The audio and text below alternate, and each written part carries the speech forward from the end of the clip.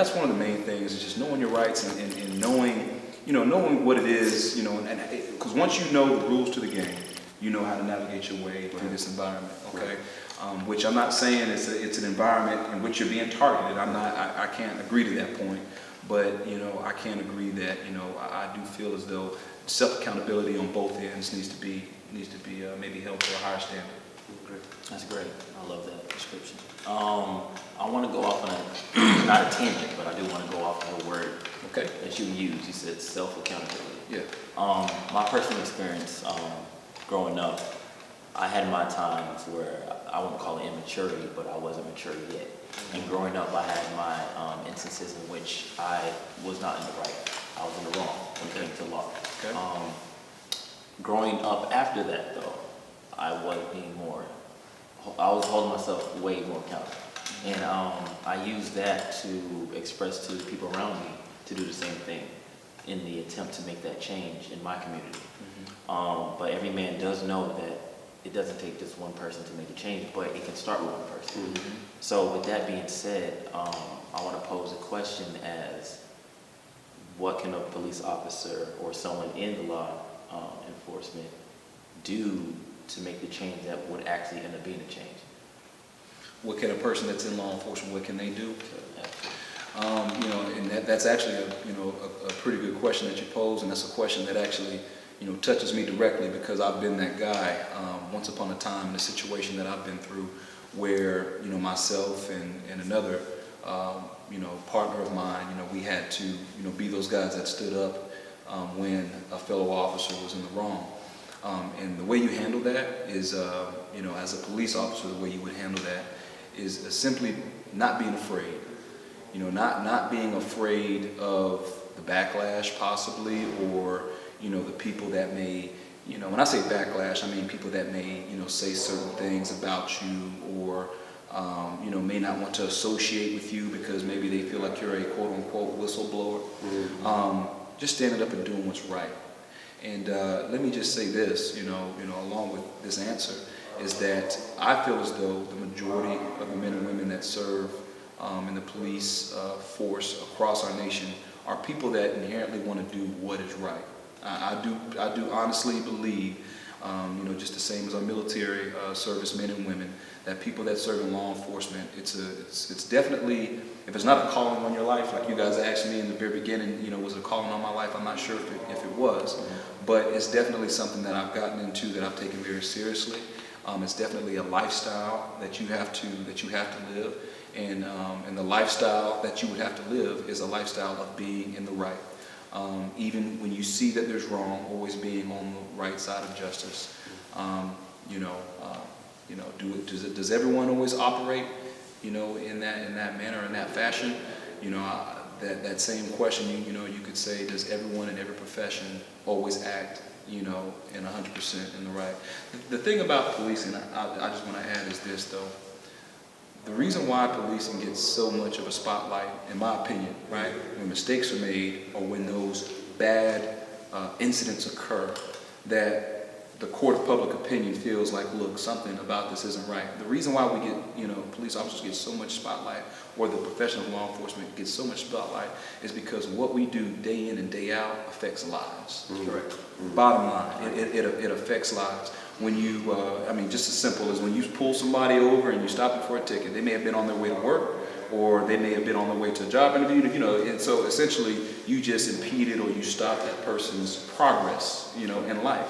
And then, unfortunately, sometimes in law enforcement, there comes a time when you have to make that ultimate seizure, which is, when you take someone's life.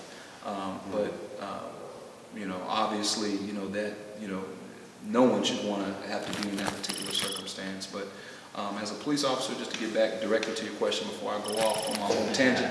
I had that problem too. Right. So just to get back, explicitly to your question, is it's just wanting to be and being on the right side of the issues is what a person is. So, in trying to dissect everything that you're saying, I have one final question that I wanted to ask. And actually, before you ask that question, I have one more thing that I'd like to add. Please. I feel like I'd be remiss if I didn't say this. the year 2017, right? And earlier you alluded to, the history of America. We talked kind of very briefly about the history of policing, right?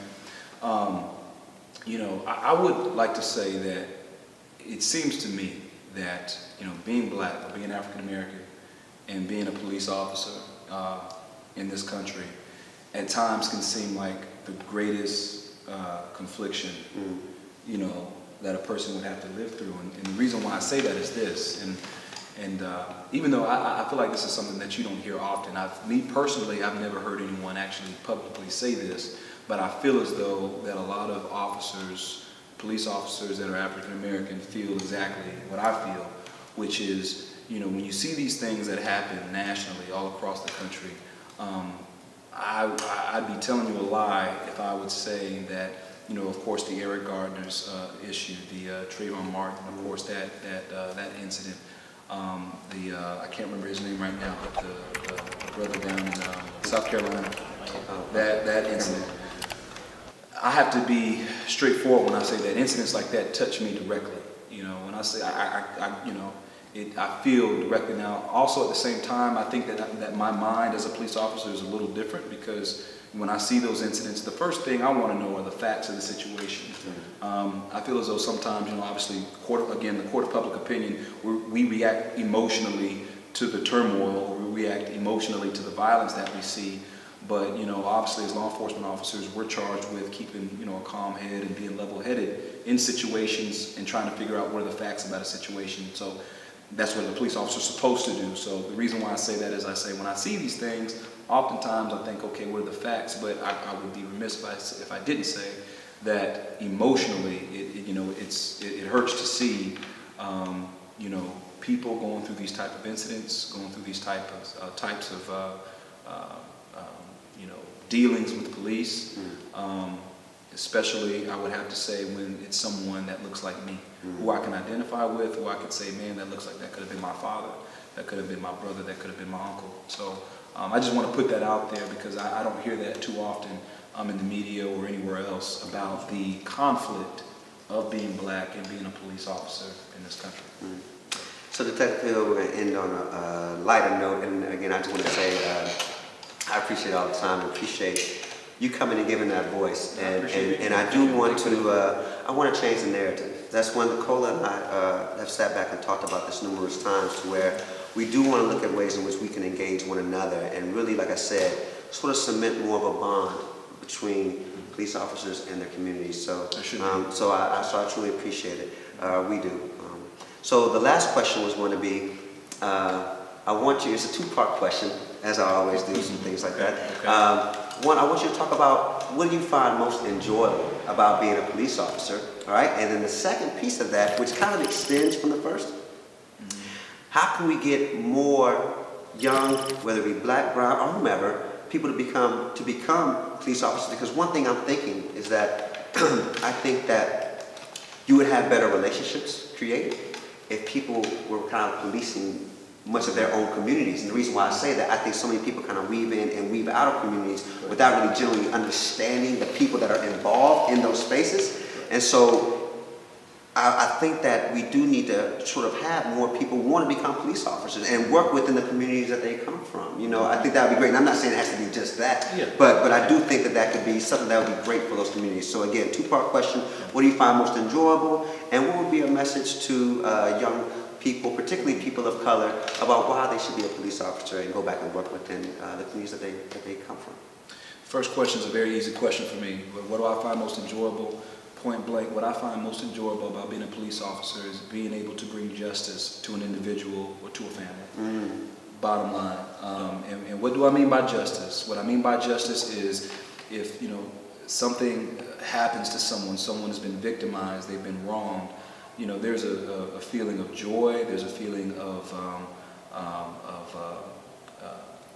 satisfaction, thank you, of satisfaction that I get out of, helping someone that has been wronged. Now, with that being said, that kind of just made me think about something when you asked me about, the whole calling thing.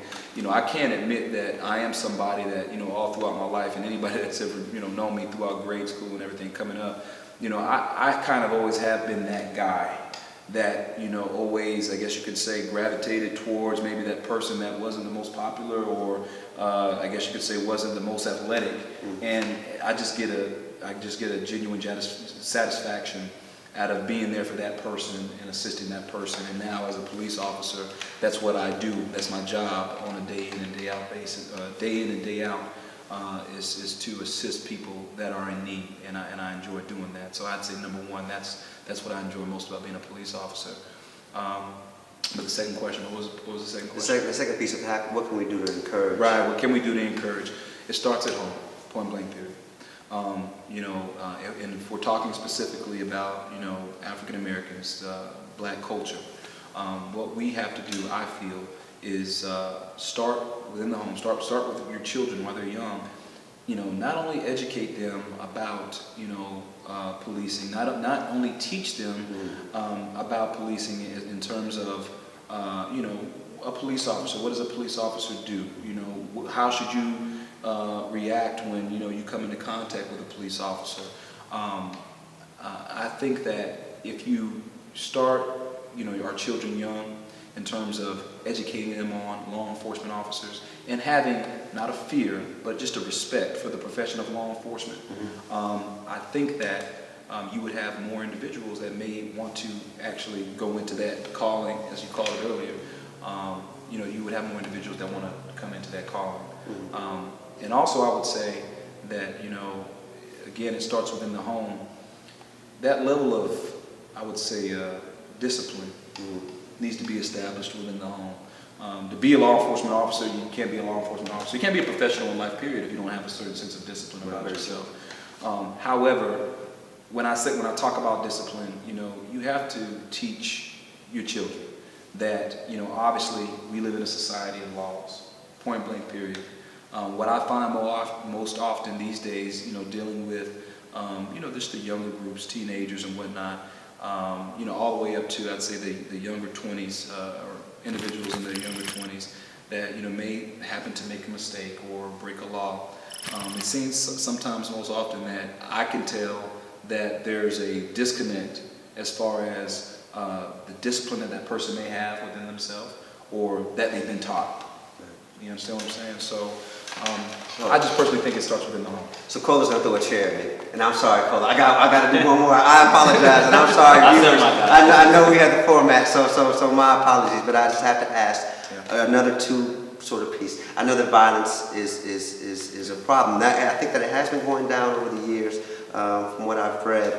So, but I still want to ask this question because this is particularly when you're talking to people within the African American community or even abroad, like even without that, the first thing that people go to, yes, police violence, it might be a problem, but there's black on black violence. That's the number one thing that people always talk about, So I wanted to get your perspective on the black on black violence piece. What are some things that possibly that can be done to reduce it as opposed to just locking people up? Because apparently I'm not quite sure if that's working, and we could talk about the crack sort of thing, the infusion of the 80s and things of the nature of what's been going on for decades, whether it's been created or, that's a whole other conversation. The question I have is, what can be done to from your standpoint, to try to reduce the violence within the black community, and again, other communities have violence as well, but I want to specifically focus on the black community. And then the second piece of that is, what can we do to reduce the return rate of people going to jail and coming back? So those are kind of two separate, but also they're kind of connected as well. Well, I just want to hear your words and your thoughts on that. And I'll let you go, Detective Hill. Well, when it comes to violence, what we have to understand as a community is that, when it comes to violence itself, as you just posed it, once law enforcement gets involved, that's what's going to happen. I mean, obviously, a law has been broken when violence is involved. So people are going to go to, they're going to go to jail, they're going to get arrested. What can we do to try to combat that violence? Again, it starts within the communities. It starts within our community, and to take it, even more into a micro sense, it starts within the home, within the family. And when you look at the demographics of America or Black America, we see that we have a lot of course, single parent households, a lot of mothers raising children, and fathers, like you just said, in prison. But shout out to single mothers. Shout out to single mothers. Shouts out to both my parents. So they helped me, be who I am today. But it starts within the home. It starts within the home. When we talk about violence, when we talk about our community, when we talk about community building, it starts with each and every individual parent within their home. Now, when you talk about recidivism, or that return rate coming back to prison,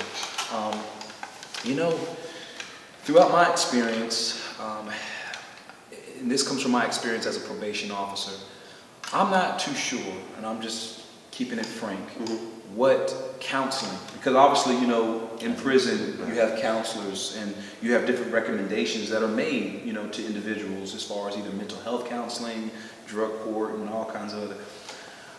I'm not too sure, how effective, those different programs have been for individuals that have been incarcerated.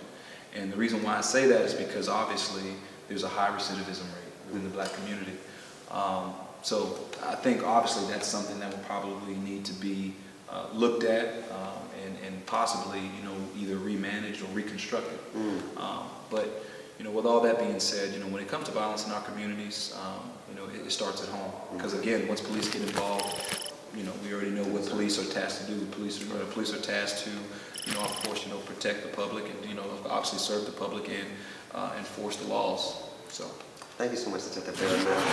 So we normally like to end off with a book of the week, but after speaking to you, I feel like you may even have a quote, or words of wisdom or advice or anything. My personal one, I normally like to say or ask, what inspires you to do what you do? So if you have anything similar or a book of the week, we normally share this moment. Okay. So is that the question? What inspires me to do what I do? If you want to answer that, and then you can also maybe relate to a book. Maybe. Okay, I got you. Well, what inspires me to do what I do, is my family. First and foremost, and I have a 6-year-old son who is definitely a huge inspiration in my life. And the reason why is because of the things that we've discussed here today. Violence, the recidivism rate in the Black community as a whole, and how it relates to law enforcement and that contact. My son, all of our children, or men who have children, the world, or I'd say the country that, that they're growing up in now is definitely, I would say, and overall, it's pretty violent. Our nation is pretty violent in terms of what we see on a day-to-day basis and what we see in the media.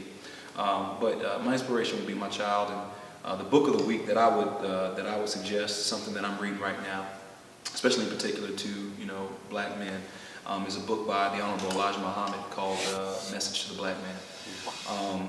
The reason why I would recommend that book is because I feel that it has a very, very positive message in the development of a man, particularly or specifically the development of Black men in this country. Things that you should have if you don't already have them within you. Core values, core principles, and how, I'm not going to say how you should think, but a positive way of thinking. And then, of course, I'm not Muslim, by the way. I'm just putting that out there. I'm not Muslim, and that is still a book that I gather. I get some mental nutrients from, I guess you could say, or some core nutrients myself. And as I've been reading, I'm not done with it yet, but I would recommend that book. Thank you so much, Detective Hill. It's been a true honor. We appreciate all the work that you do. All right, and thank you for tuning in this week to the Brown Paperbag Series. See you next time.